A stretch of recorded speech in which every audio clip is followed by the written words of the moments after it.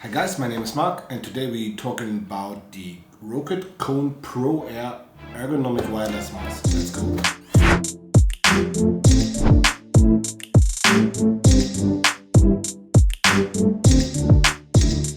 So guys, today I bring you guys an update on the market of ergonomic wireless mouse. Basically I have three here. For me that's the three main competitors on the market. That's the Prime Wireless, that's the Ninjutso Oregon 1X and the new ROCCAT Kone Pro Air. They have some things in common, so they're just basically all ergonomic, but they all have different shapes in total. They have differing unique selling points in my opinion, and there are, from the price point of my opinion, there's only one who's okayish, but the rest is, they're just too expensive. That's one thing I really think, because everything above 100 euros is just too expensive. So let's start with the bare facts of the Kone Pro Air. So one thing we have here, it's called, I just read slogans, like here, let's start with 27 grams extreme lightweight. That's one of the main slogans, besides those 19K DPI and the Titan switches optical. Which brings me to a point where I can tell you that 75 gram on a wireless mouse is not extreme lightweight. If the weight is above 65 gram, there's nothing about light or super light or however you want to call this. Everything below 65 is light for me, and super light or extreme, no, how do they call it? It's extreme lightweight. Extreme lightweight needs to be below 50 then, and hyper lightweight would be below 45 gram. So why I'm saying that, because we already know Final Mouse, and I have Final Mouse wireless, and it's 42 gram. That's ultra lightweight. This here has nothing to do with lightweight. That's standard weight. 75 gram is standard. What is not standard? Not standard is this 19K DPI sensor, which basically is an 3370, which is rebranded for ROCCAT to whatever they call it. I think they call it, I have no clue, man. Yeah, something with OI. They just basically, ROCCAT is like Steelseries right now. They just give everything a brand name. And this really pisses me off, because giving something a brand name gives sometimes problems to people who want to buy products. If you want to buy a product and a company calls it, how they can call it? They call it super duper mooper click. I have no idea how they want to call it. But basically it's just a 20 million omron click. Why do they do this? First thing is, they don't want to let you know what sensor's in or what click it is. Here, they specified it. They just said OI 19K optical gaming sensor based on Pixar PWM3389 That's good. They clarified everything. They said it's based on this. But for example, Steelseries, they don't tell you that they have the most expensive ergonomic wireless mouse on the market with the worst wireless sensor you can get, the 3335. They call it True Move whatever. And that's shit. That's shit for you as a consumer, as a person who buys a very expensive product, a product which is 130 or 150 or 60 euro, which is way too expensive for this. It's an outdated sensor here in the Prime Wireless. Here on the ROCCAT, it's okay. The sensor is pretty nuts. That's the best sensor you can get right now for wireless. But the rest of the mouse, the high weight, the way the plastic feels to me, the optical click, which is like giving the click back very slow, which has a very bad optical click feeling. It's basically, it feels.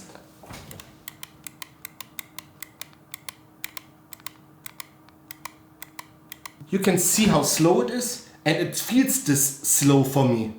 If you want to do one clicks or one taps, which would totally make sense to do this with this mouse, because you have an optical switch in here which is able to perform in 0.2 milliseconds for a signal. So debounce is 0 milliseconds basically.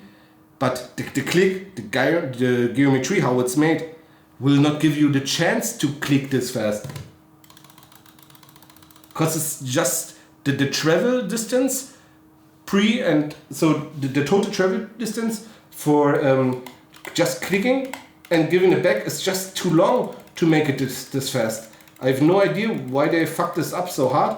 Maybe it's because of the awesome RGB construction under it, but for me, that would be one thing if they would have fixed it or would make it, for example, super clicky, which would be a good selling point for this mouse. But if you do an optical click with very high speed, treated so bad because of the bad plastic and the not so good geometry around it of the click, you just lose a selling point, and I have no clue why you would do this. Which brings me, as I said, to the plastic. The plastic, if I compare it to the Prime Wireless, it basically has for me the best plastic feeling and the best plastic coating. Also awesome side buttons in my opinion. After this there comes the Ninjutso One Origin, which is like from feeling it's okayish. Also feels very cheap. But then you go over to the ROCCAT Pro Air. Guys, this plastic, it feels so cheap. I can't. It feels like basically Speedlink and ROCCAT is one thing. Some of you maybe know Speedlink. Speedlink is a low budget brand for computer stuff, and this feels like a 12 euro Speedlink mouse you bought on a big discounter because your mouse right now got just ripped off and you're on vacation and you need a cheap mouse. You buy a Speedlink, and this plastic feels like it's cheap Speedlink. That's how it feels. Also the side buttons. The side buttons here.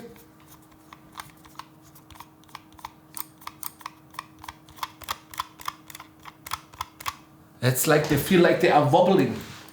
I don't know how to explain it better to you.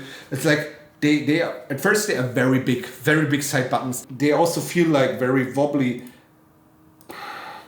They have huge or a good amount of pre and post travel, and they just don't feel good. That's one problem here. That's not a good feeling.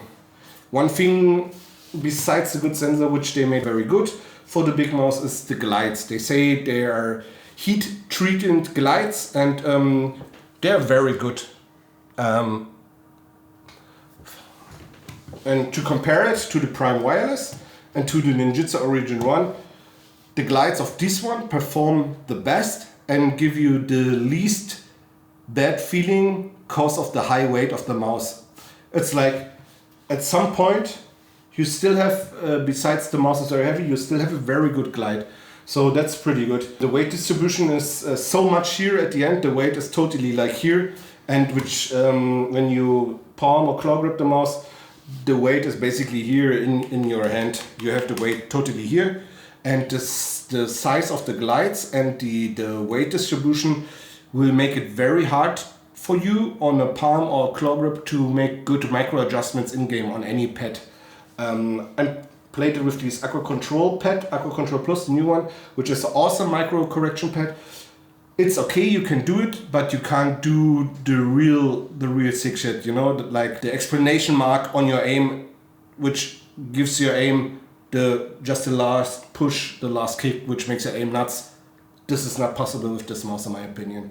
This is a mouse made for people who don't really care about their hardcore performance. They just play 1-2 hours a day. They want a very nice mouse for the whole day, which has a very good feeling or a very good ergonomic grip. And this mouse has a very good ergonomic grip because your thumb rest is very nice. That's very good. And the rest for your pinky finger is also very good.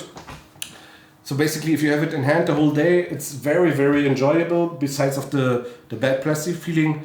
And it's just for people like who sometimes play 1 or 2 hours. That's my opinion. That's not an high performance enthusiast mouse. I think if you want to go more into the enthusiast market for better aiming and lightweight, you would stick right now with the Ninjutso Origin 1X until something new will come out in the next 2-3 weeks. Today we heard an announcement that Cooler Master will send out the first wireless review editions of their ergonomic mouse, and I think this will be a game changer if we compare this to all the three. ROCCAT has made a product here which is basically a good start in my opinion. The glides are good, the sensor is good, the form is also good for ergonomic, it's for L size hands for sure, and basically I think if they just push this product a little bit further, reduce the weight by 15 or 20 gram and make the clicks more enjoyable, and actually will do the DPI button, which get lost at some point, and overwork the side buttons, they can make a product, in my opinion, or they would be able to do a product which can compete better with the new ergonomic mouse which will come to market, which will be lighter than 60 gram for 100% sure, which also have 3370 sensors, which have dongles and stuff. Also one thing when I talk about dongles, it comes with the USB-C type cable and a dongle, which is basically here. That's okay. But you have to do the dongle in the back of your PC because for the USB-C type cable, the translator is missing, the thing between the USB-C type cable and the standard dongle, which is just normal male USB, is just missing. It's just not there. Where is it? It was not in the box, and the box was originally sealed and I got it from Amazon. So it was never opened before. It's just not there. I have no clue why. And for 130 euro, it needs to be there. Or there needs to be a cable which can just directly fit with the dongle for the wireless. Makes no sense for me, to be honest. Also, we come to the software. The software is like 250, 300 megabyte big. You will need to download it. You can adjust a lot of things there. And here you have 5 settings for your DPI switch. I have no clue why, because this mouse don't have a DPI switch. It has a profile switch here, but that's not a DPI switch. DPI switch should be extra, so it should be here and not influenced by a profile. You know, a profile changed everything for me, like a mobile profile or FPS profile, where all the clicks can be something different. But a DPI switch needs to be here. So why did the hell there in the software for Kone Pro Air is DPI schalter, which means DPI switch, and 5 different settings? There is no DPI switch, I have no clue. Well, and another thing I don't really like on the software is they give you the information graphics from Windows. One thing I can assure you, or tell you, or teach you, whatever, however you want to call it, never change the Windows settings for your cursor sensitivity, and always switch the mouse enhanced movement off. So just here it is, as you see, it's off and it's 0. It's always in the middle in Windows. You need Windows 1-to-1 mouse tracking to perform and learn and get an evolvement and to get better in every game. Because when you switch this, for example, to -1 or -2, which basically makes no sense to do this because you can do it over the DPI, it's like a multiplicator software side in Windows. It's not hardware, it's software side. And everything, every exploration of a signal which comes into your computer, which gets calculated by your PC, at first reduces the power or the performance, and secondly gives you a higher delay, and third will make it unstable or insecure. It will not always be the same, 100% sure. So I have no idea why this is here. Everybody should use, for example, Mark C mouse fix and control frequently after Windows updates if the mouse enhanced movement is on or something changed on the mouse settings. One thing what I think is really good is that you can adjust the steps, or how many steps the mouse wheel will do for you when you use it. You can just make it like here. It's very fast, and it's pretty cool. I like this.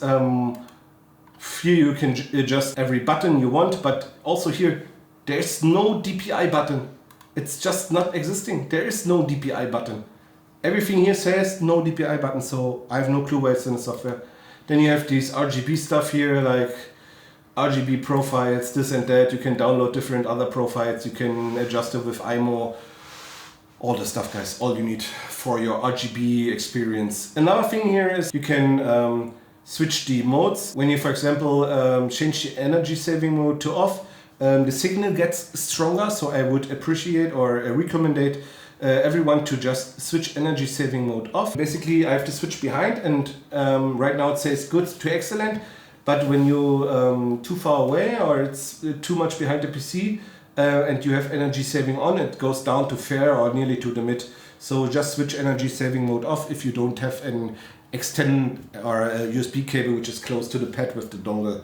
Another thing is it shows you the status of the battery. It shows 70% and 37 hours left, and you can make pop-up notifications or an icon, a tray icon, which basically shows you or warns you when the battery is too low. Another thing is that you can change the polling rate here on this wireless version. It's very good. I saw only a few mouse which are able to change polling rate on wireless. Here you have 4 steps. It's 125, 250, 500, 1000 Hertz. Pretty nice. You can just do this angle snapping, which basically smoothens your movement. For example, if you have a little jitter on the horizontal movement, it just makes a straight line out of it. But also this, if you do this, guys, it will make your movement way slower and highest the latency of your mouse by far, because it needs to be calculated what you're doing there, and makes you very slow. Another thing is that's one of the few wireless mouse I know where you can set your lift-off distance between very low and low, and you can adjust it and calibrate by yourself. That's pretty good. I like this. And you also can, the last thing is here that you can say after 15 seconds that the 15 minutes that the LEDs go off. That's pretty good. The software is very big. It has a lot in it what you don't need, but there's also a lot of features I very like on the software. Basically, they maybe should make I don't know, a software which is a little bit smaller just for real competitive, or I have no clue, a little like a performance software which is not 300 megabyte big, you know. When I just I downloaded the newest software, the new installer software, and after this you have to, at first you have to update the software. Then you have to connect the mouse with the dongle. Then it says put on the USB-C, but don't remove the dongle. And then it says can't update, remove the dongle. Oh no, remove USB-C, update dongle first. You do this, nothing happened. Then you remove the dongle, then it updates and everything is fine. I have no clue why. Maybe it gets a little bit mixed up, or I just made something wrong. But yeah, update takes like 1-2 minutes. That's all. You don't need to restart PC then also. Yeah, basically, as I said already, when we see these 3 mouse, the Prime Wireless, the Ninjutso Original 1 and the Kone, for me right now the Prime Wireless is because of the weight, the bad behavior, and as general it's just too expensive, too heavy, bad glides, it's just not good. It's 3rd place. 2nd place is because of the not so good sensor and of that they have so many refreshes already out there, and I don't think that's good that people have to pay for every refresh or for the mistakes these Ninjutso guys made on the beginning, have to pay always the price of a new mouse, and it's like the 3rd or 4th refresh already out there, and I don't know, man. The mouse in general is good, the sensor is not the best, it played good, the weight is good, but to compete with the big guys, these guys have to learn a lot, but it's a very good first step. The ROCCAT Kone, besides it's very heavy, 75 gram, it has a good sensor, good glides. The first things they try here with the optical clicks, with the mouse wheel, with the ergonomic size, it's very good, but they should improve it fast to just compete on the top, on the market on the top, because when the new mouse will come out, and I already know 2 new mouse which will come out soon, which will perform way better with less weight, with better clicks, with same sensors, with lower prices also. I think ROCCAT is made too expensive and too heavy and not performance orientated enough to be one of the market leaders in the future. Yeah, so that's basically from my side for now. As I said, ROCCAT is right now the #1 in ergonomic wireless, but this will change very soon, guys, I can tell you already.